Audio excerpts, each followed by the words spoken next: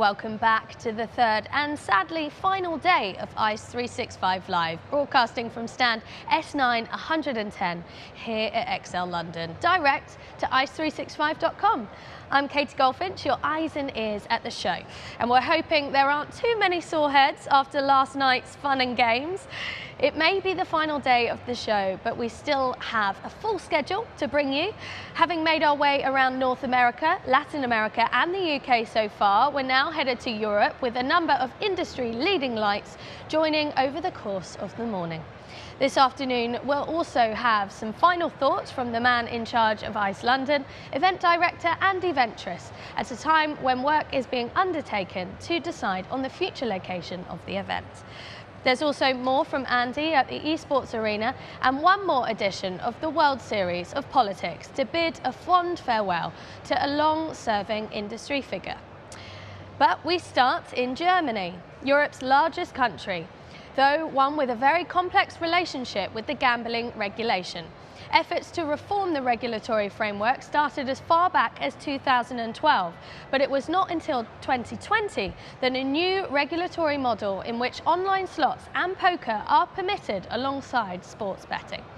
That legislation took another year to come into force in July 2021, and it was only in January that the new federal regulator for gambling took full charge of the market.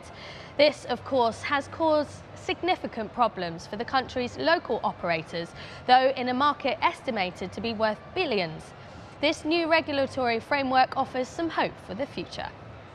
I'm joined by three of the country's leading figures representing the German Sports Betting Association. We have Matthias Dahms, and from the German Online Casino Association, we have Dirk Querman and Georg Gubo joining me in the studio. Welcome to the three of you. How are you? Fine. Good morning. Good morning. And how's ICE going for you all so far? Very, very busy. Yeah? Good. It's a little bit exhausting. Yeah, it's as usual, very exhausting. You have one meeting after the other, but it's so good to see old comrades and competitors and people again. So it's super fun. And how are your feet faring from all of the walking? Oh, it's, you know. I think you need good shoes, so. I would need sneakers, but you can't wear them here. So tell me, we finally got a new regulator in full control of the market after a very gradual process that stretches back to 2020. Does this make you optimistic for the future? From each of you, please. Yeah, I think first of all, yes, it makes us optimistic, and to be honest, the process went back not to 2020, but I think more than 10 years before we started the discussion, and the discussion for sports betting even started earlier, and I think what we have reached in the maybe last 2, 3, 4, 5 years is that we get rid of the complete prohibition of slot games, for example, and online casino games. So there have been done quite a few big steps in the right direction. But of course, we are not there where we want to be, and we arrived now with the situation that we will have the chance, all the operators, all the suppliers will have chances to participate in the German market, but we are not there where we want to go. But nevertheless, I think the first big steps have been made, and now we have to do the next maybe 2, 3, 4 steps in the right direction. And from either of you? Well, I second that. Okay. But in between, the process was so long, and since the interstate treaty is in effect and effective, there's a lot going on that has to be made better in the future. So I'm optimistic, but not excessively optimistic. Let's put it this way. In regards to the time frame, because we've seen it, that we took 10 years, because it's not one entity to talk to, but it's 16 entities, because the responsibility for gambling, even for online gambling, sits in the single Bundesländer. which means you have to talk to 16 Bundesländer, and they have to agree on one contract, one state treaty in this regards. And this makes it complicated. It made it complicated to have this state treaty, but it will make it even complicated to change this state treaty in the right direction. Okay, so some sensible optimism happening. Yeah, and from our perspective, the new authority is a really big step forward for Germany. In former times, we had to talk to various regulators in the country who had different duties and responsibilities, and now we have a single entity to talk with. This is a big step forward. On the other hand, they are just setting up, they are starting, they're growing up everything from the scratch. Sometimes there are some cables out of the ceilings and so on. And so they have new people there. They're not standard civil servants, but experienced lawyers, for example, and they have to enter the whole issues, the topics which we are related to, and this is quite difficult. And we have to have some patience with them. And I think this is the most important thing, and it can all be better in the future, and it will be better. We are quite optimistic here, but it will take some time. So you'll think it will be better than it once was? Yes. Yeah. Yeah. Okay. And No, who it will be better than it is today. it is Let's hope so. today? Yes, I Okay. What about what it once was? It once was forbidden to have online gambling in any form in Germany. Yeah. So and then we had a sportsbook, and then we did fight for iGaming or virtual slot games, or whatever the German regulator calls them, And poker games and casino games, which are table games mainly. So yeah, this is starting right now. When the interstate treaty came into effect, the regulator said we need another 1.5 years to be in effect effectively. They had those 1.5 years, but they still will need time to come up to speed. Yeah. To be honest, I think there have been much more revenues in the grey market before. And we do not have this situation at the moment in the allowed market. So there are less revenues than we had before in the grey market. But nevertheless, I think for most of the suppliers and for any operator, it's even more important to have a legal framework which works. And this was not the case in the past. Regardless that some companies and some operators made a lot of revenues maybe, but now we started with the real legal market, and I think it needs to catch up. It needs to be attractive enough even to compete against the still existing black market now, and that's where we have to work on, that we talk to the regulator, the new entity or the new authority which now arrived for us, and that we have to talk to them to say we need to have an attractive market which is attractive enough to compete against the illegal markets which still exist. That's, I think, our main focus at the moment, to convince them that we need to have these attractiveness for the products. And this is, at the moment, to be honest, they are not as attractive enough. That's what we're working on. I see. And who do you see leading the way in the early stages of the new state treaty? Well, let's say the battlefield is very even right now. Of course, the ones who already operated in the gray state and had a chance to begin earlier have a little bit of a head start. Nevertheless, as I said, the battlefield is even now. Everybody has the same terms and conditions that he can do. Still, I would say most in front is the black market, because they have a different offering. Yeah? And if this is still accessible enough for the customers, they will go to it. Yeah? And we have to regard that we still have a large potential in Germany. From our perspective, the market is, compared to other jurisdictions, is totally underdeveloped. So we're just in the beginning. And the sports betting and the online gaming market are really evolving at the moment. And we have a drawback due to the regulation, that some of the operators really lost customers to the black market. And this is the biggest challenge for the new authority, to fight the black market.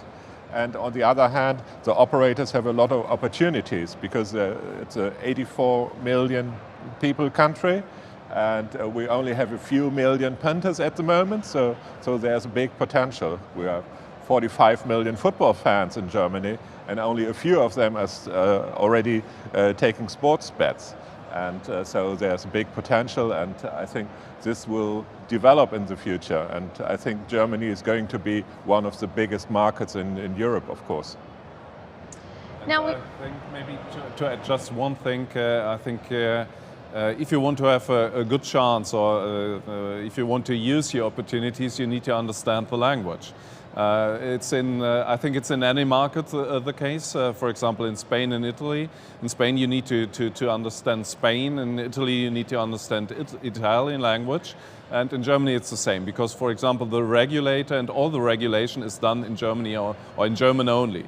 So I think what all the operators, maybe the upcoming operators, needs to secure is that they understand the language, or that they have some support. For example, within the associations, which are able to understand the language, or with some other supporters, or the best way is to have employees which really understands the language. I think this is necessary, because we have really a lot of special things within the regulation which needs to be understood in the natural language. So translation is not so easy. It's a good tip for the international market who are looking at Germany as a potential growth prospect for them. So we've got the Sports Betting Association and the Online Casino Association represented here. So can you tell us what each body is doing to support these core verticals?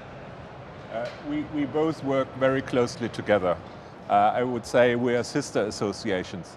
Oh, and we sisters and brothers. Yeah. And LGBTQIA, of course. Yeah. So all-inclusive family. Yeah. Completely. Yeah. Okay. The full rainbow we have.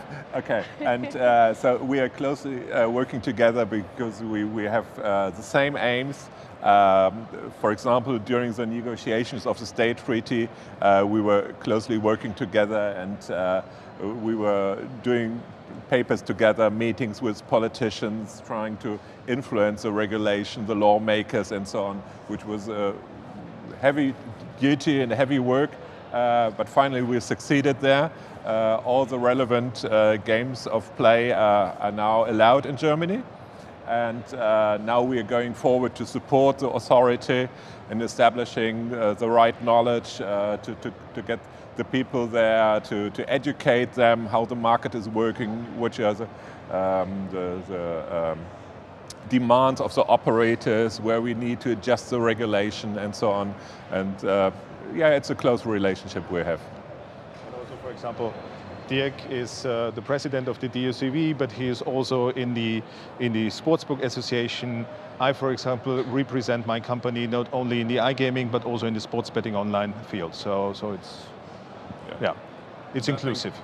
It makes perfect sense to have this deep cooperation, because we have some topics, for example, the quite famous Lugus system, which arrived in Germany, which is for all the companies, for the sports betting companies, for the virtual slot game licensed companies. They all have the same demands to change these systems, or the same problems with the system. And therefore we are fighting together to get good solutions.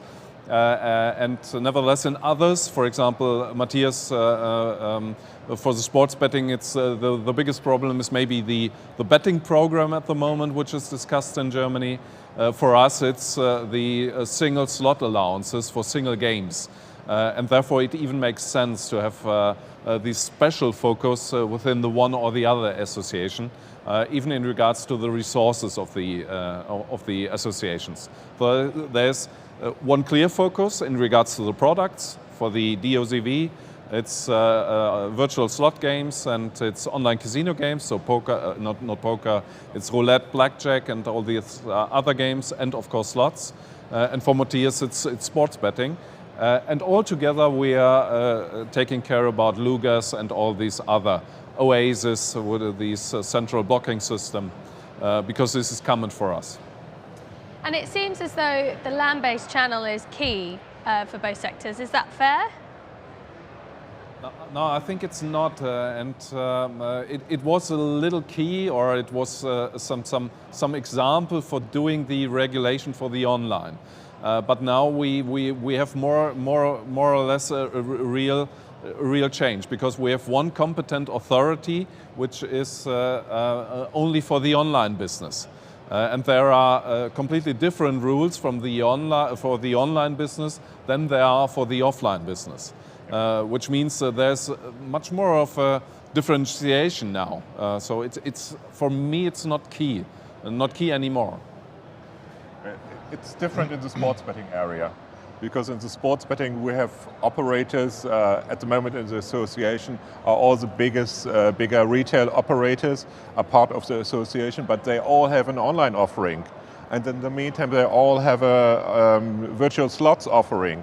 So the interests are in all those areas, and we have the bigger retail operators and all the online operators in the association, and this is quite well balanced. And because the interests are more the same concerning the overall regulation, where the authority is going, what's about the betting program, because this is the same in the retail stores and on the online platforms.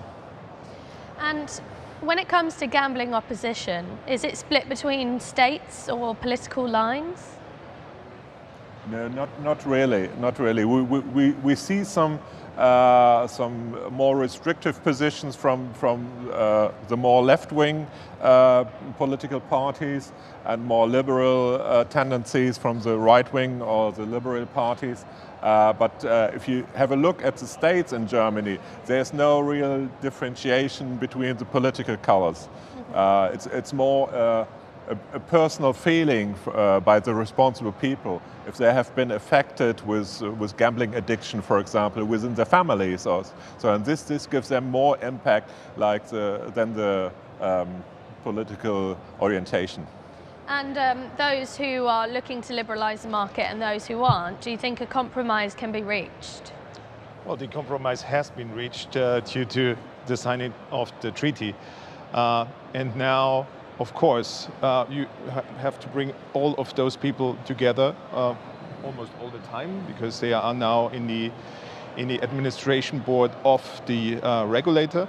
So they are still keep being involved, and there's still negotiation needed. Yeah? But you also have on the left side of the political spectrum, you have progressive people as well. If you have some more, let's say, conservative people on the right side, and vice versa. So it cannot be pinned down to the political orientation. Yeah, as you said correctly. Fantastic. That's all we have time for, unfortunately. But thank you for coming to see us in our ICE365 live studio. Enjoy the rest of ICE, the last day. So we do. Thank you. Yes. Lovely to meet you all. Thank you very much. Thanks for having us. Thank you. Okay. So up next we have the Executive Spotlight. I'm joined by Pontus Lindvall from Betsson in the studio. Stay tuned.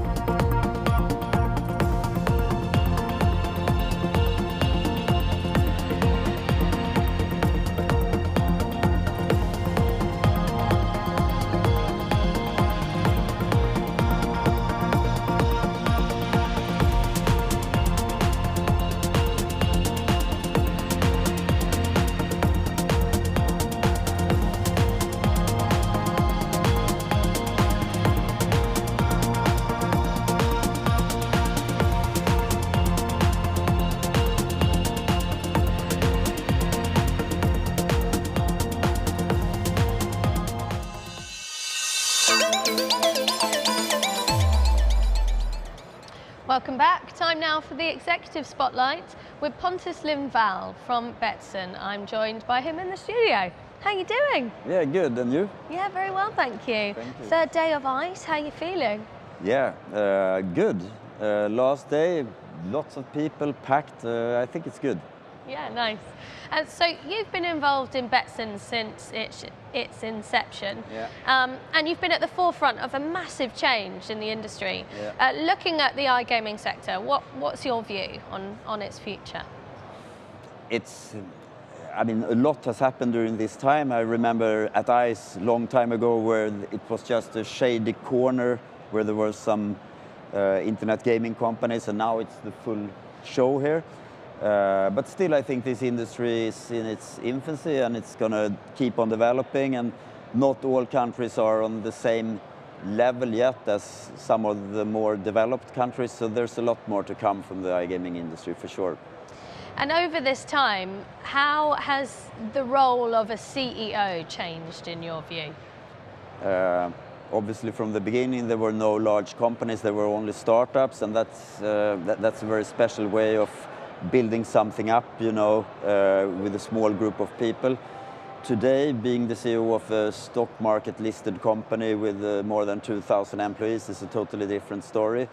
But I think still it's important to have this entrepreneurship as a leader and drive the company through innovation. That's still important because this is a high-tech industry.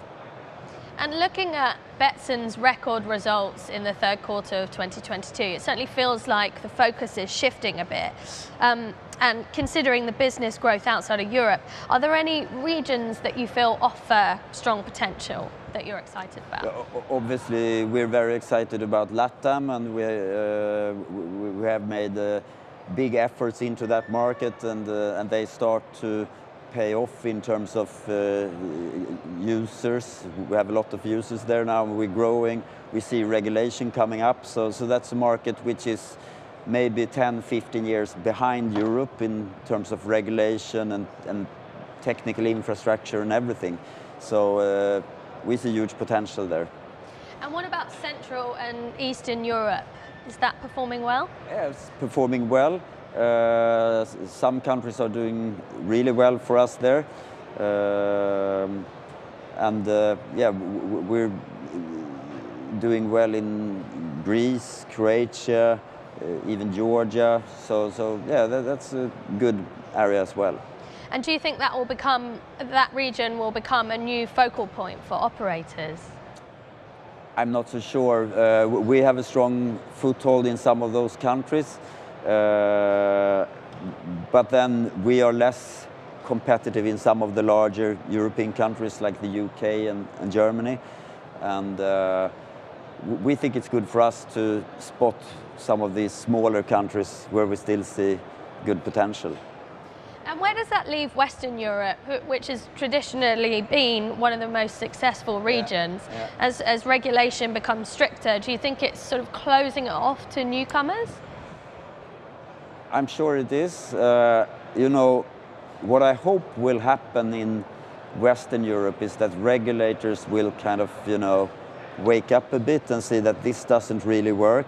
If we have a very low level of channelization, that means that we have a high level of black market operators which are not paying tax, who are not protecting the players, and that's not a sustainable situation. So we are looking for the regulators to kind of wake up, you know, and say, hey, this doesn't work, we need to change something. This doesn't go for all the markets in Western Europe, but some of them. Now, your M&A strategy spans B2C and B2B.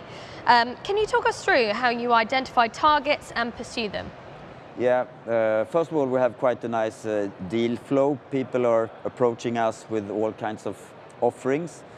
On the B2C side, we tend to look for, either when we go into a new market, to buy a strong foothold with a local entrepreneur, as an example, or in a market where we are already present, we want to buy something which we can add on and plug into our operation.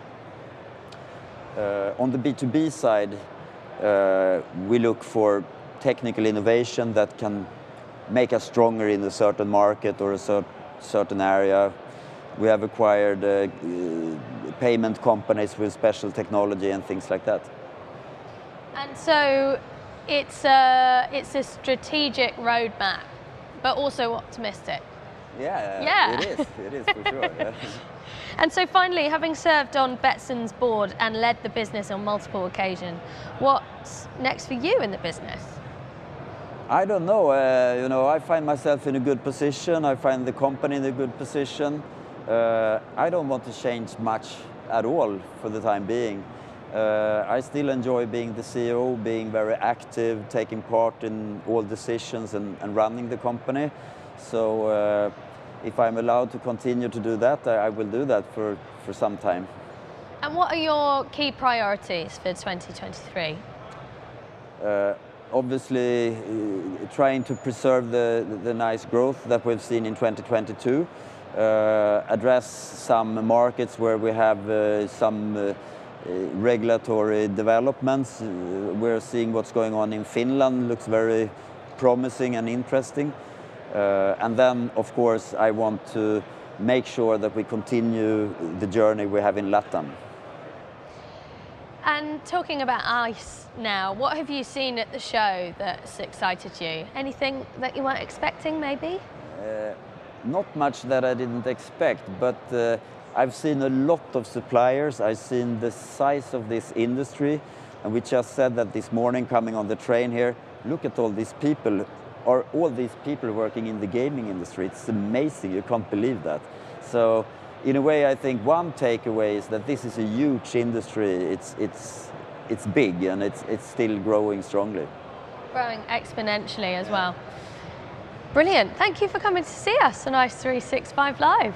Okay, thank you. Thank you very much. Great to get your insights. So stay tuned. Up next, we have the show news.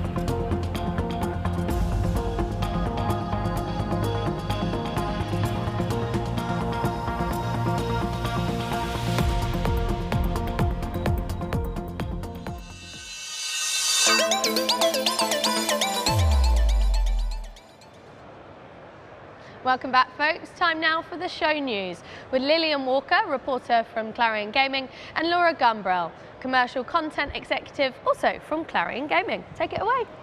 Good morning, everybody. We are live at the ICE365 studio for our final day of the news headlines. First up, Cantina Media has announced today that Peter Messner is stepping down as Chief Financial Officer. The process for recruiting a new CFO will be initiated immediately, with Messner handing over his title within 6 months before pursuing his career outside the sports betting and casino industry. CEO Michael Daly comments that Peter has contributed hugely to their recent successes and that they thank him sincerely for his efforts. In other news, French tennis player Sharad Rie has been found guilty for match-fixing charges by the International Tennis Integrity Agency. She'll be facing a 4-year ban after being found guilty of 6 separate breaches of tennis anti-corruption program rules. She was also fined $30,000 as part of the ruling and will not be able to play in, coach at, or attend any event authorized or sanctioned by the governing bodies of the tennis authorities until January of 2027. MGM Resorts has continued with its winning streak in Las Vegas, having reported a 5th consecutive record-breaking quarter during the final 3 months of 2022. In a trading update in December, the gaming group said it generated a net revenue of $3.6 billion, an increase of 18% compared to the prior year quarter. The group said this was primarily due to an increase in business volume and travel activity at the Las Vegas Strip resorts and regional operations. TechCorp Capital is also in headlines today for continuing its expansion with the addition of Mark McMillan, former Chief Financial Officer of William Hill, U.S. McMillan brings over 20 years of experience in corporate finance strategy to the company. Commenting on his appointment, McMillan said he is thrilled to be joining TechCorp Capital and is excited to be part of its development. We've also got some great news coming live from the show floor, with the ICE Consumer Protection Zone raising a total of £52,800 for safer gambling charities. Better Change and Bet No More from Great Britain, as well as the National Council on Problem Gambling from the US and AGOG of the Netherlands, will each receive £13,200 in funds from the initiative. Speaking of the Netherlands, it was announced today that the Danish gambling revenue has risen 7.9% in 2022. Total revenue for the year stood at $801.3 million, which was a significant rise from the previous 12-month period. Online casino remained the primary source of gambling revenue in the country during this year, with this sector generating a year-on-year increase of 3.2%. Thanks for joining us today in the studio. We're looking forward to our final day here at ICE and hope you enjoyed your time with us. Up next, All right, folks, so up next we've got gaming's power player. We've got Robert Shivata, the CEO, joining me in the studio.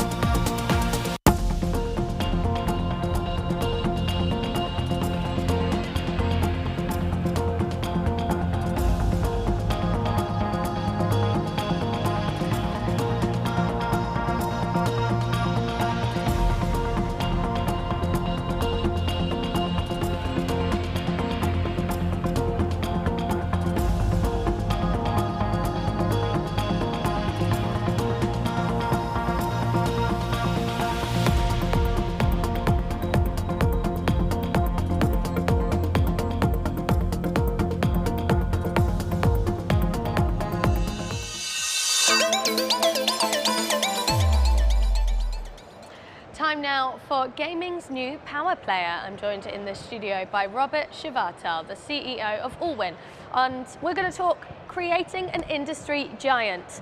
So how are you doing, Robert? You said you've been coming for 10 years. Tell us how the show's been, how you're feeling. It's the last day. It feels good because you have many people again on the show. I remember the years in between COVID that there were not that many people. So it feels always good to see people live in person again. And so it's the 10th year for you coming. What have you seen sort of most dramatically change over that time? I mean, obviously, what's dramatic is the adoption of online everywhere, in every gaming verticals, be it the lottery, be it the iCasino, and the amount of content and software and support that is geared into digital play. So during your tenure, the company has grown rapidly from a local Czech lottery to a global business. How have you managed that rapid growth? Of course, we are proud of our Czech national lottery origins, but we have always realized that we should be growing and expanding internationally if we want to make a difference. And the good thing about the Czech national lottery called Sazka was that we quickly saw the results, how a undermanaged lottery can become more innovative, can embrace the digital future, can work with a very talented group of people. And that's pretty much the recipe of Allwyn elsewhere, anywhere we go. And perhaps the most transformational moment has been securing the 4th UK national lottery licence last year.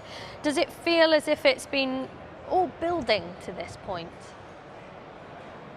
It's very clear that for us, winning and prevailing in the UK National Lottery tender has been a paramount of our activities.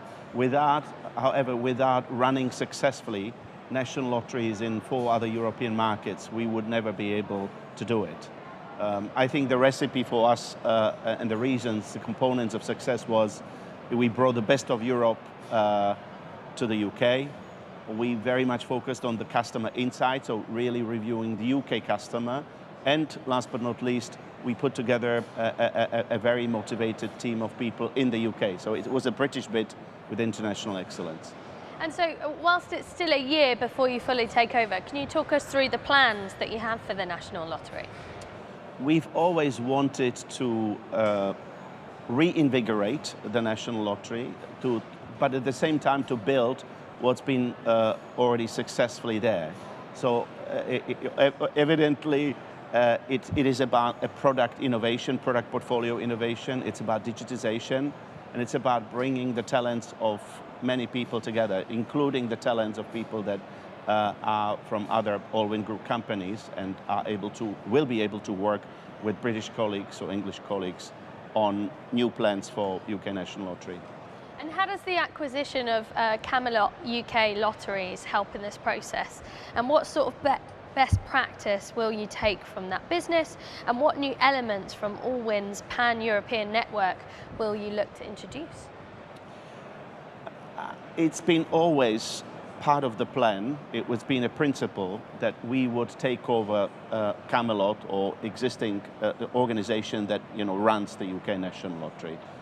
So we just accelerated that process by a year by acquisition of Camelot. And I think it's also important for us that we would, to some extent, de-risk the transition process. The transition itself from the 3rd to the 4th license is a complex thing. And we just want to make sure that, under one ownership, the both teams, be it the Camelot team now and Allwyn UK team, work together towards a joint transition and joint plan for the future. And do you see an opportunity in the US lottery sector? Is that on the cards as well?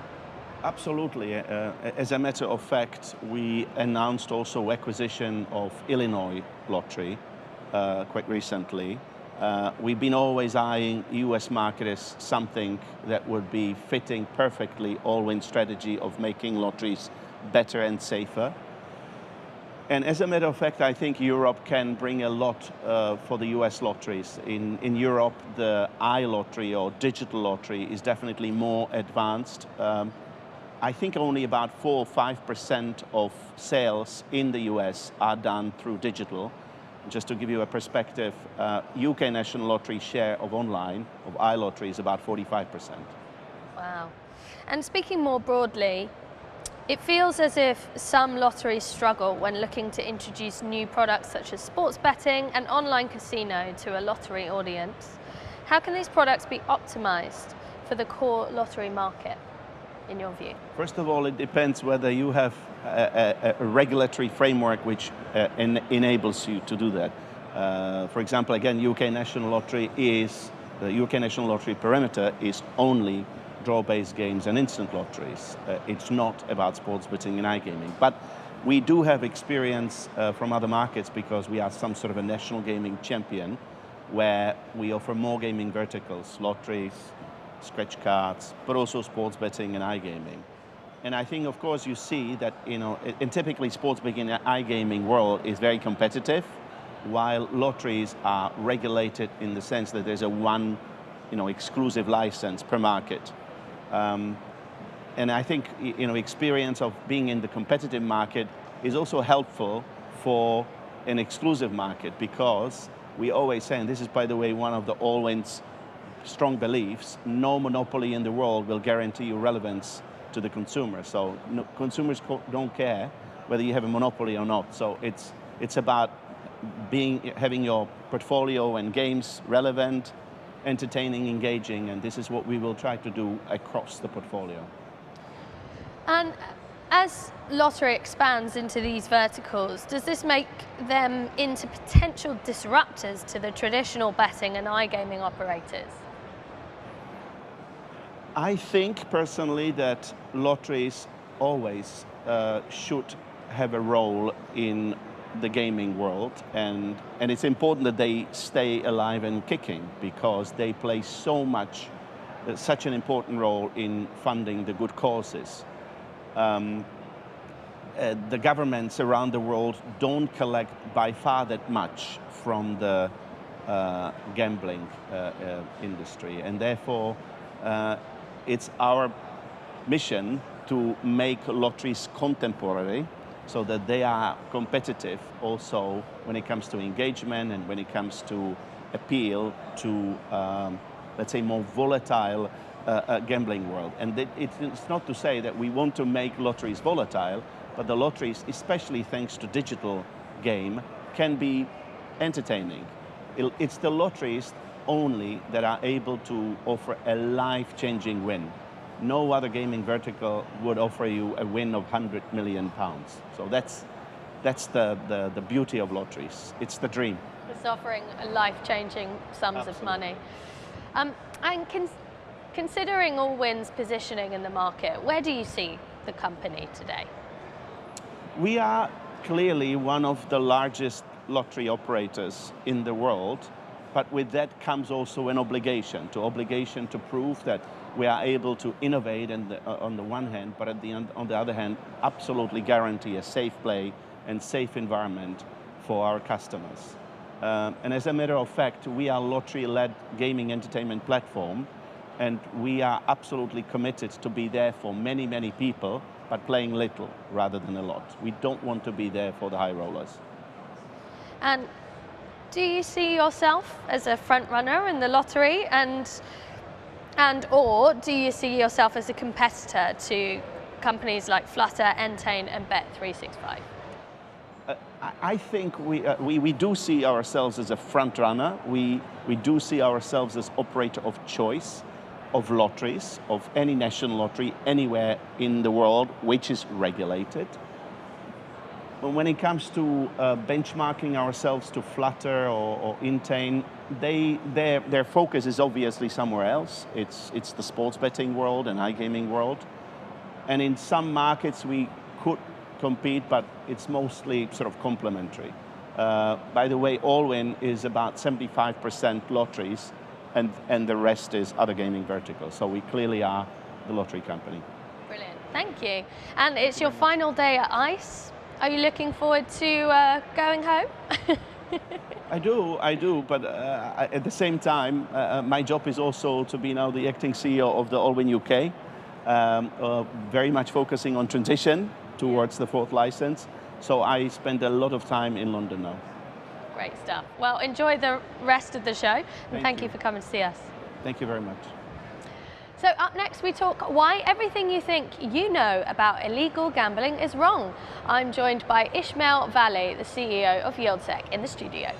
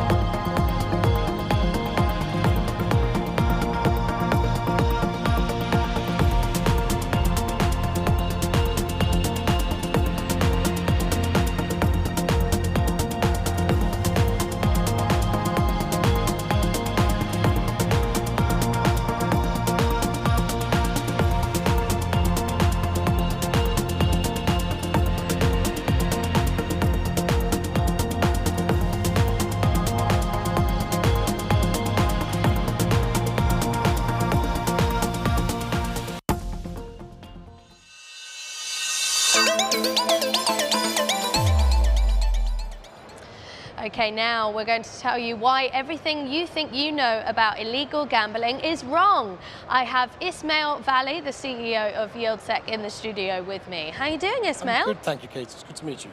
Nice to see you, and it's day 3 of ICE. How are you faring? I'm very tired. It's been a crazy few days, and this is year 4 for me of the build of the platform for YieldSec, finding the technology, and then launching it last August. We are massively grateful to the industry and the community at ICE. Everyone's welcomed us hugely. I had at the G2E show in Vegas in October, I had a couple of thousand people and a standing ovation for what we've done. ICE has been even better for us. We're on the cover of the magazine today, which I'm so excited about. So thank you to everybody, and thank you for talking to me today. It's very kind of you. Oh, and your business YieldSec, so it looks to provide a far more cohesive regulatory intelligence. And that's to look at the black market, of course. So tell us, without spilling the beans too much, where did the software come from? How does it work? So look, the problem with the black market and talking about it, first of all, is that label. So black market. So why do we use that label? Criminals gave themselves that title because 200 years ago, it was like, let's call ourselves the black market because there's the village market and the high street market. We're not those. Let's call it the black market because that's a cool color, isn't it? Let's do that. So before Black Lives Matter and stuff, it's like, let's call ourselves the black market. People always say, well, what is the black market?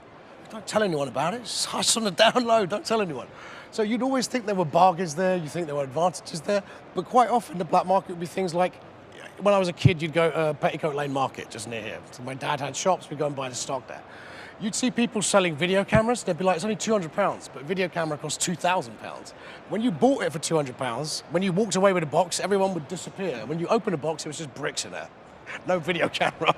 So that's what the black market is. It's all scams and this kind of stuff and ripping customers off. So first problem, labeling. Second problem is there is one marketplace in every jurisdiction. So the United Kingdom has one marketplace. No one really used that label until we did. And I started saying, we've licensed our military system and we've rebuilt from that to go after basically the black market is a commercial insurgency. So the system we were on was military, and that was a counter-insurgency platform for hearts and minds and ideology. I'm looking for dollars and cents and customers. So it's kind of the same thing. So I chased a company that had that platform. It took me about a year because I come from gambling, they're from military, and they almost took out restraining order against me because they were like, you're nuts. You keep sending us these emails about the black market. You're insane. Finally got hold of the software architect by booking myself on the same flight as him and sat next to him. And then within 15 minutes, I've been obsessed with this. Within 15 minutes, he was like, yeah, I see what you mean. It is like a commercial incentive. No one's ever thought that before. I was like, look, I'm smart. I'm not genius or anything. Nothing I'm doing is, I'm not special. Sometimes the work I do is special, that's all. So with this one, I had a real bee in my bonnet about you have to have a single source of truth. We have to get close to what the number is. Because right now we've got one marketplace, a legal industry that's licensed, and everybody talks about it like that's it. That's all that there is. But there isn't. We produce these marketplace maps. We can literally show you like a cell in a body that it's being invaded by all these different people. We go through 4 layers and we show people, look, that's how it is when it's just legal. And that's just data. Here's how it is when I add in legacy black market sites. They've been there years. Here's how it looks when I add in the advertising, and here's how it looks when I show you the full thing. And everything is like a cancer cell that's being destroyed. They're destroying the body. So most marketplaces where they were saying it's 10% black market, 1% black market, you're wrong by a long way. It's 50, 60%. And where the black market are making money, that's what we uncovered in the UK in November and December. There'd been an assumption that there is no black market because the UK's had a legal marketplace for so long, and it never had, like America had, like Netherlands had, like Germany had. They had periods where there was nothing. There was scorched earth, and the government said, we don't want gambling. We prohibit it. That doesn't mean it's not there. It's still there. Go through Google. It's like the fact that Google and Facebook were able to just keep monetizing this illegal traffic was like, this is insane. How is this legal? Why can you advertise, like for young girls and women, you've got bulimia sites and anorexia sites. If they look up those terms, it will direct them to get help. For gamblers who self-excluded, they look up, how do I get around my self-exclusion? Well, here are casinos for you. And those guys may commit suicide. Those guys may have family problems. They have money problems then. But we've got that openly, that sewer is open in the middle of our communities. So I said, this is not normal to be happening like this. So what the government's done, and I took 2 law degrees from Oxford, I took that really seriously. That nobody in my family had gone to university, I really hold that as something that I'm proud of it, but also it was a real privilege to study there. So I went back to libraries at Oxford. I had a great relationship with my tutor, John Davies from Brasenose College, Oxford, who passed recently. And he helped me going, look, you're smart, Ismail, but you always struggled. You were never a lawyer. Focus on this thing because you're obsessed with it. So find the answers here.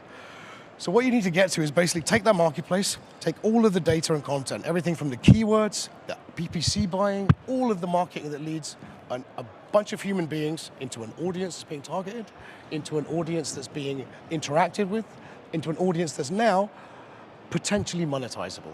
And then turn those guys into, okay, you bought a casino account, you bought a sports betting account, but which side of the fence did you buy it on?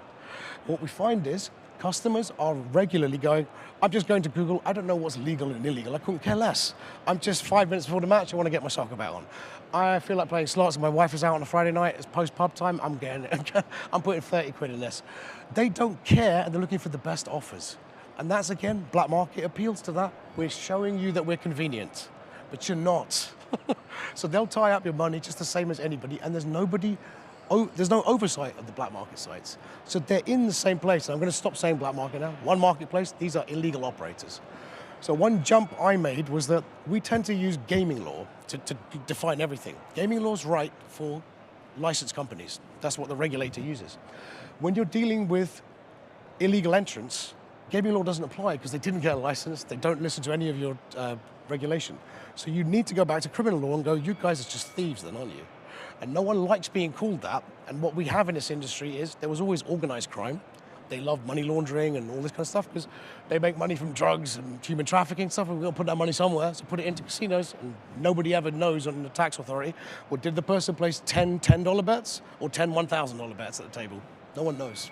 So casinos, brick and mortar, were always great for that. Online's even better because it's high volume. That's organized crime's interest in casino industry. Now, we've got a bunch of people who were like me in 2005, 2006, and they basically just went, 2005 was when the UK passed its law, 2006 was when the United States banned online gaming, period, kind of thing. So what happened then is we had a bunch of executives in companies, many of which had shares and had made a lot of money on paper, who basically said, I don't think the Americans will come and get me. I'm going to carry on doing this shit to make a lot of money. But you're a crook then, is what you've done to yourself. You've made a decision to be a criminal. And now, 25 years later, you're in a position where you are the problem for this industry, for the business, period. Can I ask you, to what extent are illegal operators impersonating legal offerings by unlawfully using their branding? So you're saying it's almost like unrecognizable for the consumer. How are they doing that? So look, they'll have the same...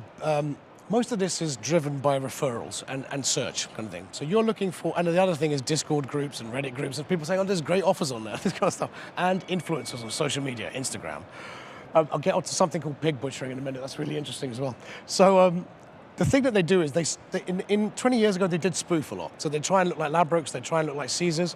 Now they don't bother with that. And all those big brands have got good IP protection departments. Well, like if we see that logo being used, go after that site. And they'll issue cease and desist letters. But what happens in the black market is they'll just open another site. Average black market site, it's a business as usual approach to have 3,000 mirrors behind one website, one app. We don't do anything like that in the legal world. So when one thing's taken down, it's available again. It's just never ending clones of clones of clones. So you will never, as a government, go, wait, we've taken down that illegal website? No, he didn't. He didn't even skip a beat. So the customers are informed by text messages. The apps are updated on the phones without the customers even needing to know. And that's the problem with apps. Who's going to websites now? So you'll go to a search engine and you'll say, I'd like to play casino. I'd like the best offer on Man United. You'll get a bunch of legal and illegal. The point we get to is we sell our platform's data and advice to everybody, every legal stakeholder. I do not sell it to criminals. So if you are criminal in that marketplace, in my view of it, so I'm calling everybody criminal and everyone's going, can you not call it criminals? You are a crook, okay? It's theft defined. You dishonestly appropriated somebody else's property. Regulated sites and the government's tax as well. And so tell us, what strategies or tactics could we use to reduce the speed of the black market spreading? Use yield sec, because we find everything and we basically say to government and regulator, you guys get the win here. It's not my job to shut things down. I'm not the regulator. The regulator can now give it to the police because the police never knew where to begin here. So police and law enforcement are like, regulator finds a bunch of black market sites. When we go and check, they're not even there anymore. So you give us a bunch of screenshots on black and white print. We can't evidence gather from this. And how do we know those sites were targeting the UK or Germany? And that's a very important thing because DraftKings, for example, is available all over the world because they wanted to be that global brand. Does that mean they're in China? No, because 60% of Google is basically English language, all Google versions. So 60% of it means the relevance and authority has been picked up from US, effectively. So DraftKings, you can get it there, you can even open an account, but then it will tell you, sorry, you're in China, we're not in your country yet. We'll come back to you when we are. Wow. So that's availability. Targeting means I'm targeting you in a certain territory. I don't have a license for the UK, but I want to get you as a customer. So I'm spending money on PPC, spending money on keywords. I'm putting myself on affiliate sites. I'm buying online advertising and I'm paying influencers. Sometimes we see figures of 1 million per month for influencers. Wow. So these guys who are doing things on Twitch, especially if it's children, they're paying them even more. So that's the worrying thing. So we see a lot, it's a hellscape is what we find. Twitter, after Musk bought it, turned into a nightmare. It's so many things because every time a tweet is sent, it will be retweeted thousands of times. So the content's there, we find everything. So the system had to be massively scalable. And that was our first few months, it was like, just the amount of data we need to store every day is billions of lines of code. So it got just dizzying, and then we took a view of let's launch in each marketplace holistically. Let's have a team of human beings who also check everything and verify it. So taking that signals intelligence, CIA, and military approach, we don't commit to numbers until we're absolutely sure. Even I don't see everything that's in there now because we have that compartmentalization approach. Not everyone needs to know everything. Thank you, Ismail. Thank you for explaining that. I feel like we could talk about this for a really long time. Unfortunately, we've run out of time for now, but thank you for explaining your brilliant work. Thank you very much. Thank you. So a huge thanks to Ismail for joining us and talking us through one of the most pressing issues facing the online gambling industry today. There's plenty of evidence of regulators taking a much more stringent tone when it comes to offshore gambling, to the point that some major operators, such as Entain, have pulled out of every territory where they don't see a path to regulation. So this is set to be a major talking point for the sector in 2023. You can find out more on the issue in the latest issue of IGB, the official magazine of ICE London, which is available to pick up at multiple points across the show, including outside here, outside the studio, the ICE365 live studio. In that, there's more from Ismail, as well as contributors from leading lawyers, the European Casino Association and American Gaming Association on this topic also. And since this is such a hot button issue, tell us what you think. You can tweet us at ICE365Global or contact us on LinkedIn using the hashtag ICE365Live. A huge thanks to this morning's other guests, which included Pontus Lindvall of Betsson, one of the industry's most recognisable figures, as well as Robert Shavatal, who has built a small business into one of the biggest names in the sector.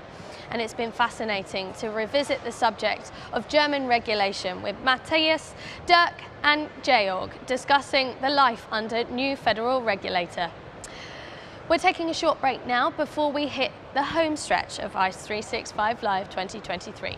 We'll be back with Andy Ventris, the event director of ICE London, to discuss the show's future, as well as Per Yaldung of European Casino Association, before looking at some of this year's highlights. We'll see you later.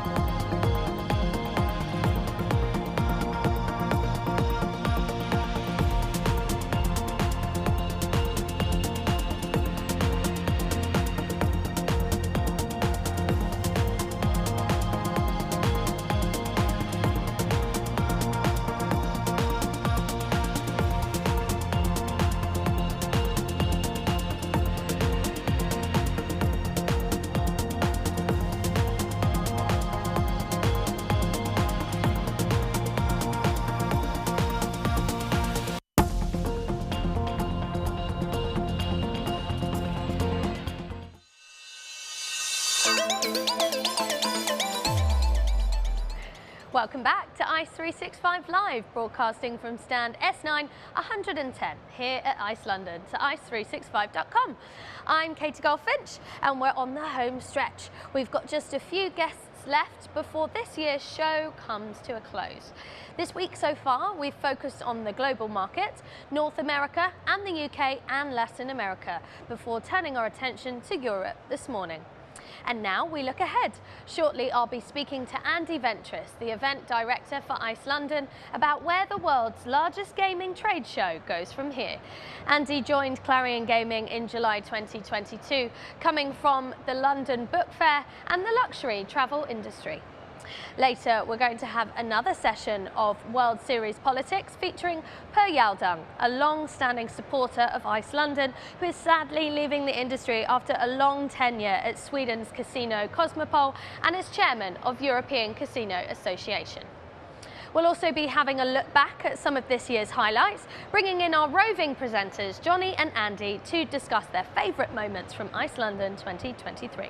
But first, we're headed back to the esports arena, where we've had 3 days of talks, the athletes from She Sports playing FIFA, and of course Mario from Odds Group. Andy's over there now with Max Kripchev of Arena and Game Zone partner CoinsPaid. Over to you, Andy. Thank you, Katie. Thank you very much indeed. Here we are down at the live esports arena, and as you say, I am with Max. Max, it's very noisy here, some great activity. You're the main Game Zone partner for this, aren't you? You've been enjoying this for the last 3 days. Yes, it's an amazing arena. A lot of the people are coming here to know more about esports, what the companies are providing, what the companies are doing. Amazing presentations from other speakers, and also the activities bringing more people, so attention to the brand is great. So tell us something about CoinsPaid then, Max.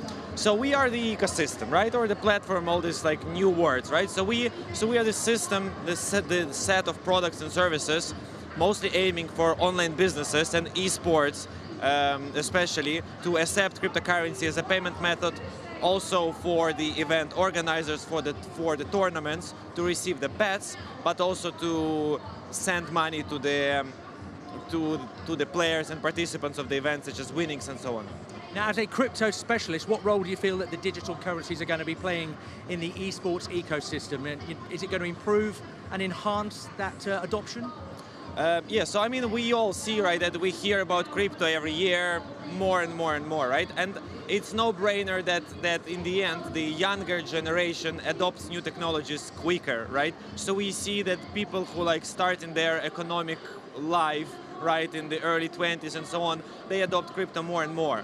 And it's not a secret, right, that esports is more for a younger generation, right? So sort of the synergies, right, for the younger generation and esports are quite obvious, and them being active in cryptocurrencies and blockchain explorations and adoption is sort of a great fit. So do you think cryptocurrency is more suited to esports rather than traditional gaming and iGaming?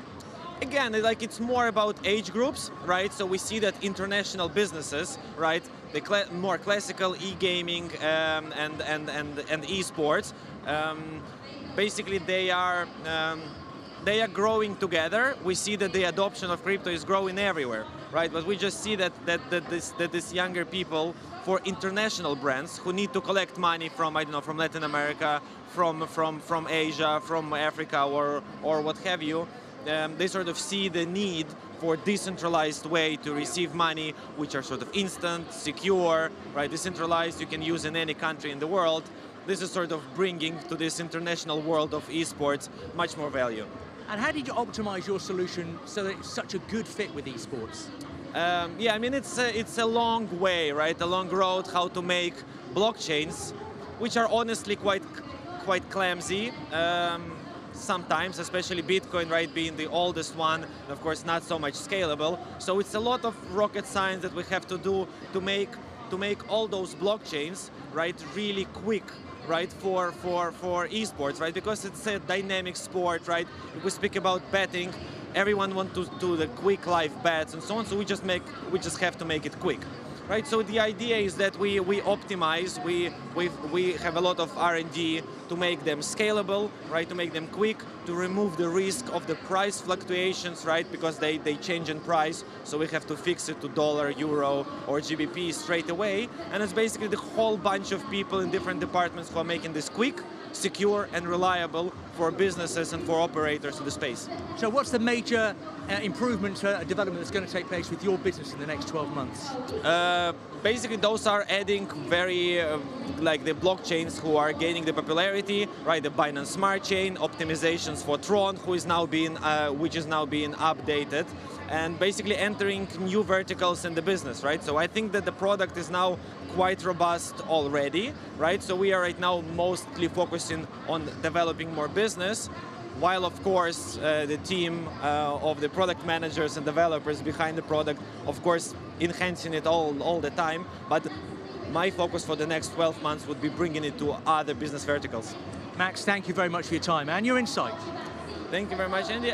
Insights. I mean, it's going to be a very exciting year for the crypto industry, right? There's a lot of regulations coming. So for everyone who are in the space, there is still a lot of the movements and shakes. But I think that we all, as an industry, will steer through the regulations and through the hardships together.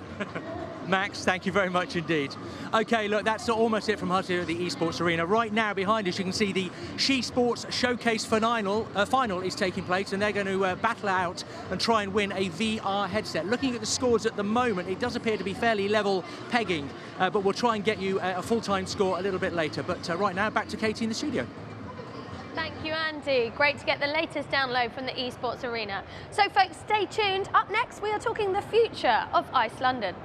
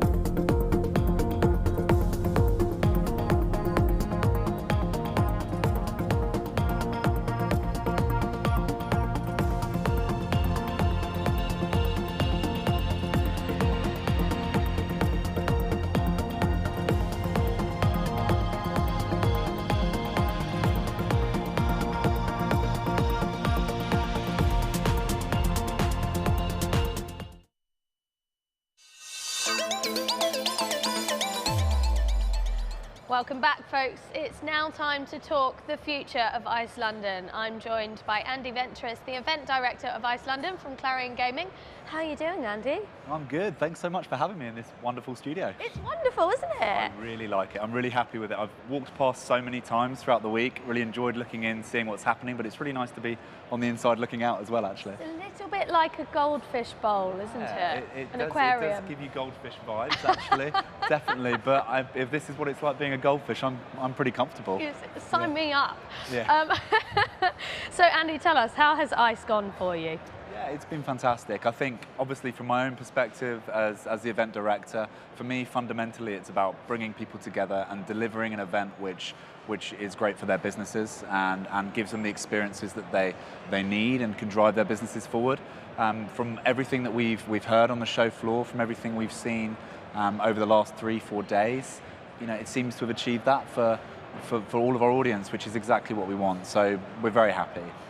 And now, you've been in events for years. How does a gaming conference differ from other industries? Yeah, I mean, events are thankfully back in a very strong way, and I think ICE has demonstrated that like no other event that is out there at the moment. I've worked across many different sectors, travel, publishing, and others, and what really astounds me with this show is the pure magnitude of it and the passion that every single one of our exhibitors and our visitors bring to this industry. It's a family, it's a community, it's a lifestyle. It really is, all-consuming for all of our audience, which is great for us.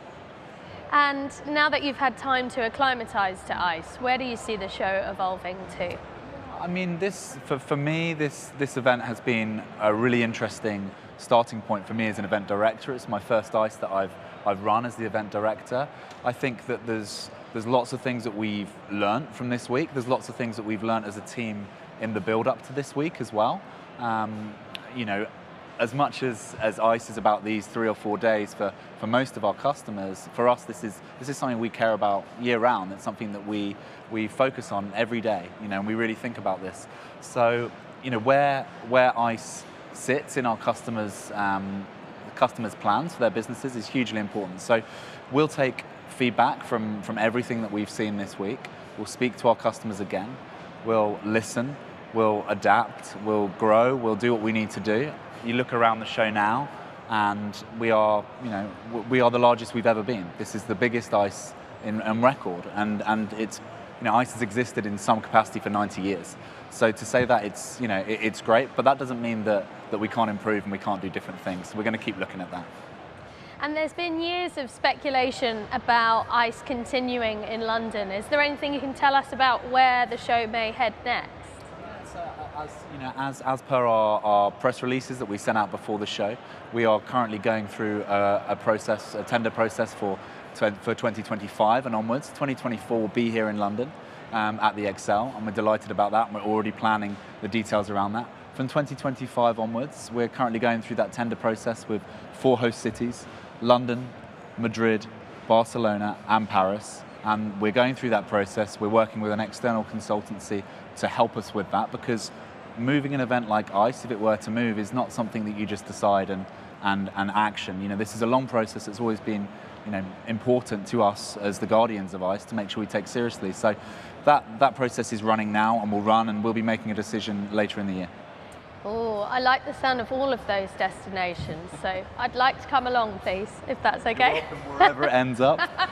And obviously, if it's back here in London, then of course, this is our home for ICE as we stand, and it will be for 2024 and onwards after that. It's important that we adapt with the industry and we listen to the industry. To my point earlier, we are part of the industry. We live within it. We care about it. But we also have to remember that we facilitate the business of our customers, and we want to make sure that we do that in the best possible way. But we can't just decide on a whim where it goes. We listen, and we want to therefore make the decisions that are important for them. So you spoke there about already planning for next year, but do you get a a day off from the show when you leave? Take Sunday off. Yeah. Yeah. No. So when you leave XL London, will you pop ICE down for 24 hours at least? Yeah, I'll probably give it a day just to breathe and get some air. But genuinely, what we'll do as a team and a core team at Clarion Gaming, we'll sit down and we'll do a really sort of hot wash up, and we'll sit down and go, right, what was good, what can be improved, how do we make this the best possible event it can be, and we'll be doing that as of Monday next week. You know, there's no reason why we want to take a step back. You know, our customers are going out and they're driving the business that they've generated at this show. It's up to us to make sure that when we come back next, that we do even better. So yeah, we'll take a beat. The team have worked really hard to deliver this event. It's a brilliant team working at Clarion Gaming across all of our brands, and the ICE London team is phenomenal, and we're lucky to have such a great team. They deserve a break, but they also want to get back and want to get started. That's easy for me to say. I'm sure that they do. Thank you, Andy. Thank you for telling us the future of the show. It's exciting to see where it will lead. No problem. Great, thanks so much. Thank you. So up next, we talk the World Series of Politics Live, a European special. I was joined by Per Yaldang, the chairman of the European Casino Association, yesterday. Stay tuned to find out what he had to say.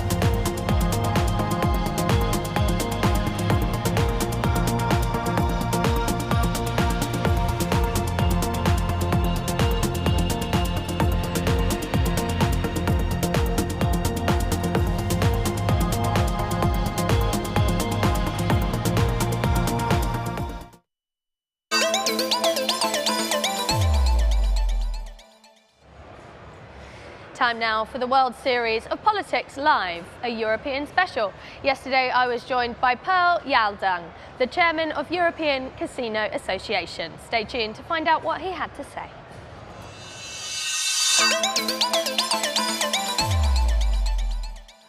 Hello there, I am joined by Pearl Yaldung, the chair European Casino Association officer. How are you doing? Good, thank you very much. Great to have you in the studio. Thank you. Is this your first time in the ICE365 studio? This is the first time in the 365 studio, absolutely. But it's not my first time at ICE. I have been here since, I think, 2005. Every year, besides the pandemic years. Yeah, great. So what sort of trends do you see in the European land-based sector? Well, there are a lot of different parallel trends going on at the same time. I would say, I'd like to point out the digitalization of the land-based casino offer, not only when it comes to payment solutions and identification solutions and so on, but also in the actual games, how it is connecting more and more to the online. 62% of our members in the European Casino Association also have an online offer. And to be able to offer our customers both online and service also in the land-based environment is really great. And sometimes you could also find ways where the business connects. You could build up, for example, a jackpot both online or in the land-based. You can have poker tournaments live and online and so on. So I think this digital trends really will just keep moving faster and faster. And it's also a good thing when it comes to our hard work against problem gambling and money laundering. The digital tools can make it a lot easier for our industry. Now, you've been to many ICE shows before. What has impressed you on the show floor this year? Well, this year is probably the most people I have ever seen at the ICE show. There must have been a built-up demand for this. Somebody told me that it was almost 30,000 people here yesterday, like 28,000 something, in one day. And I could really tell leaving this place because there were so many people leaving at the same time.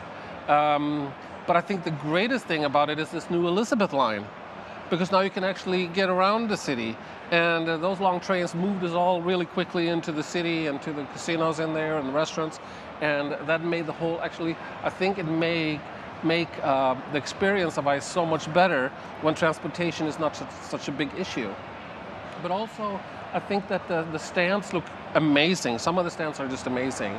I mean, I would like to have some of these things in my own casino. So it's great. Some suppliers have downscaled a bit, I've noticed. That used to have much bigger booths. Maybe they will be back big and swinging next year. But also you see some newcomers that have built really nice stands. Some new names. And now that you're coming to the end of your tenure at the European Casino Association, what's next for you? Yeah, thank you. I have been 20 years in the gaming industry, more than 20 years, and 8 years as the chairman of the European Casino Association. And actually I stepped down yesterday, so now I'm honored to be the honorary president of the association. But Mr. Erwin van Lambart is the new chairman. He's the head of the Casinos Austria. He will do an amazing job, I'm sure, because our association is really taking big steps forward and is becoming a really strong voice in Europe when it comes to gambling. And I, now leaving, I hope to be able to support the industry as an independent. I don't think I will be hired, but I think I would like to work more on supervisory boards, special projects, and support management boards in the industry. That's what I hope to do. And what words of advice did you give Erwin as he took over your position? I tell you, the European Casino Association, with 29 countries and almost 1,000 casinos, there are a lot of different drives, there are a lot of different structures in these companies. Some are government-owned, some are private, some are huge with 100 casinos, some are really small with one small casino. There are some integrated casino resorts, there's online, there's offline.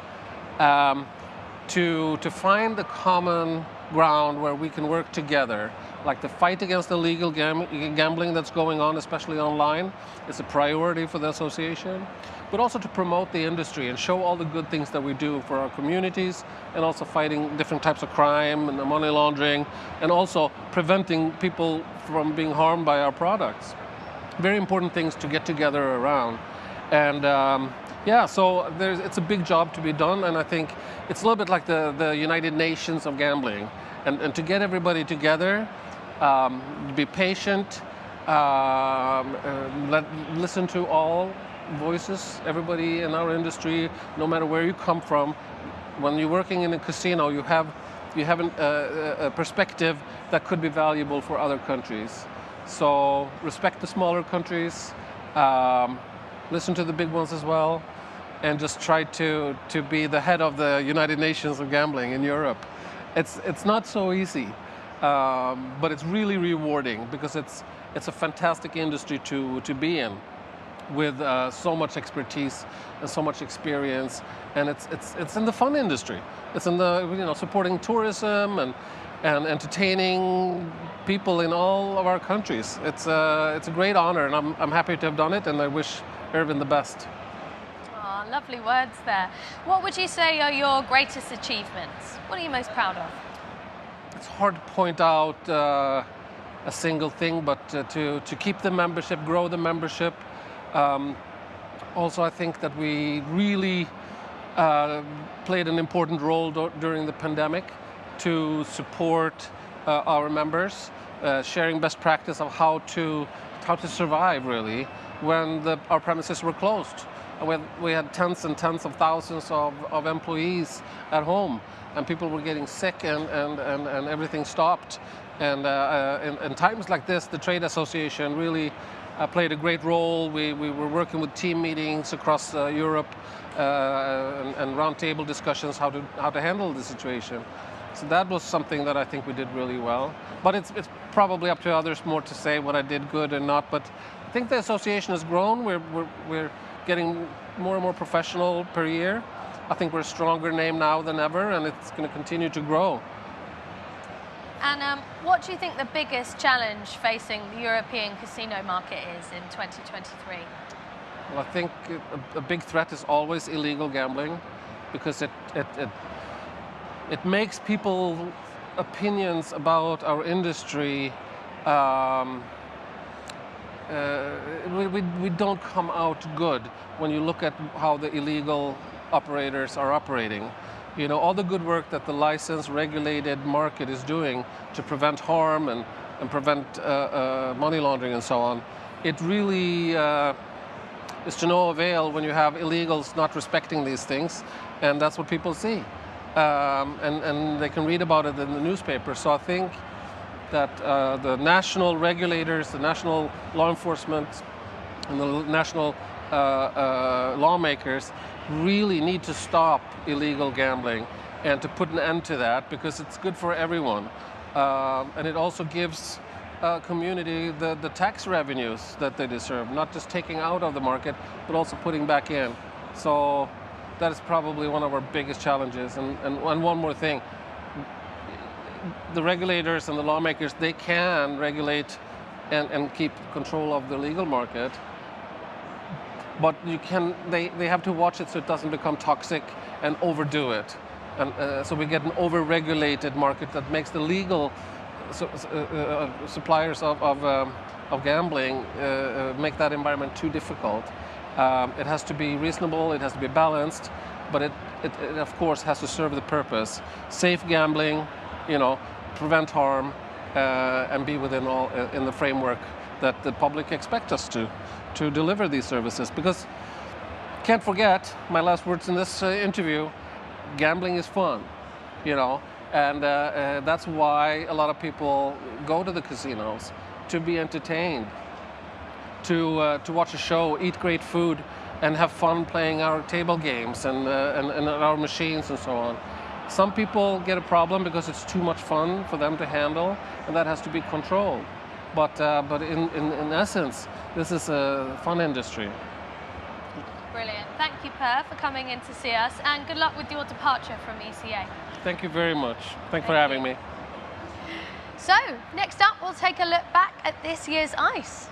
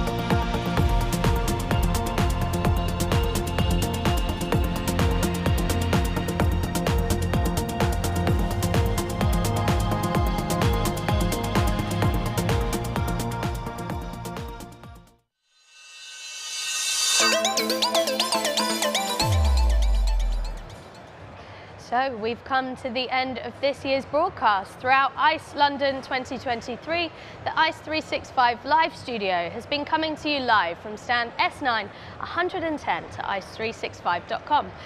Now, we've had a look and a new feel at this studio and a new structure to the show and content as well. So we hope that you've enjoyed following the show with us.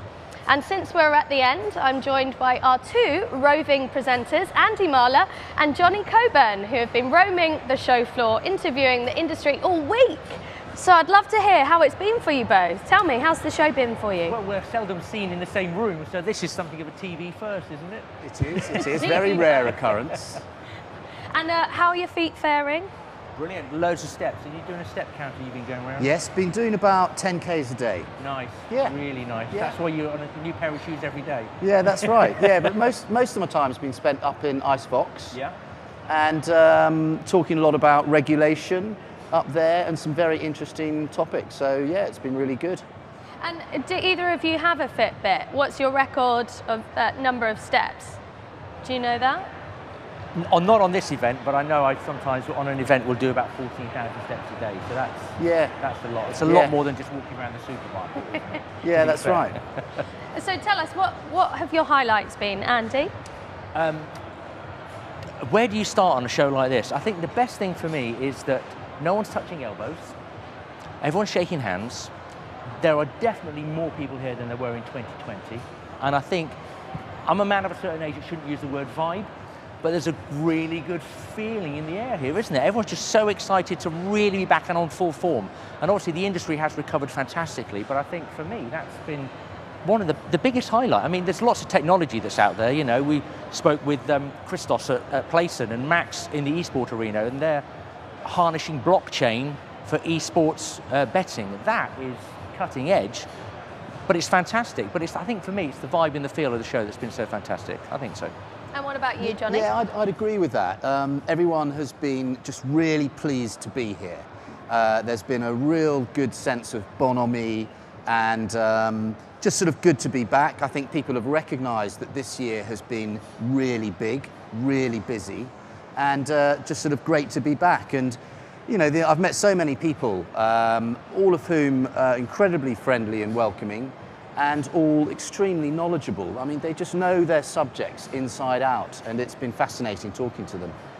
So it's been confirmed that the show will be in London next year, but there's speculation of it going to Madrid, Paris, somewhere rather exotic. Would you be willing to go to one of those destinations? It's a rather silly question, really, isn't it?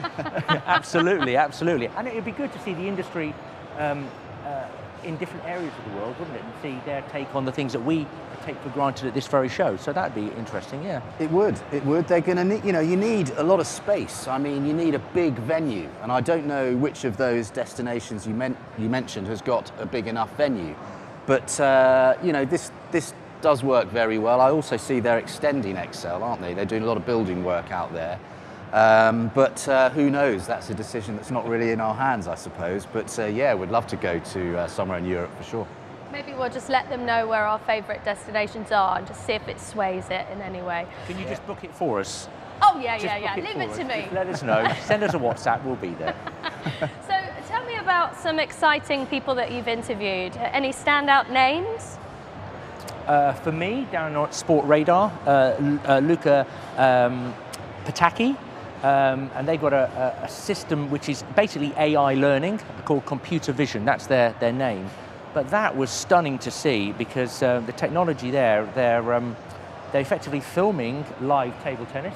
I mean, the product is out there now. They're filming live table tennis, and the AI is mapping and learning from every movement that takes place of the people, the humans, and of the ball, and of the bats. And it's mapping it all so it can, of course, then create e-gaming versions of that, but without the people there. You know, so that in itself is just, that was really, really good. And as you say, these guys are experts in their field. They really are. And what about you, Johnny? Any sort of standout interviews for you? Well, I think I wouldn't like to pick a standout interview. I think the kind of esports area is obviously hugely exciting and has seen extraordinary growth. And the amount of esport events that are taking place every year, it just gets bigger and bigger. That was interesting. And another thing that interested me is actually someone who came up to us up in IceFox and said, "Oh, can you do an interview with us?" And they've got a translation business, and they translate for this industry. And I thought that was, I've not met anyone who does that in the 4 or 5 years I've been coming to ICE. And that just struck me as an excellent idea, but also illustrative of what a global industry this is. I mean, English is the primary language. But yeah, that was a really interesting interview. So it's the end of the 3rd day. What's the first thing you're going to do when you leave Excel? Really? You can start answering this one. You first. Oh, that's a tricky one. Probably check my emails. Oh yeah. Yeah, I've got a little bit behind on my emails. The amount of WhatsApp messages that fly around is absolutely extraordinary. What would we do without WhatsApp? I mean, you know, we're all glued to our phones, aren't we? But definitely need to catch up on my emails. I'm looking forward to that. And a cold drink of something.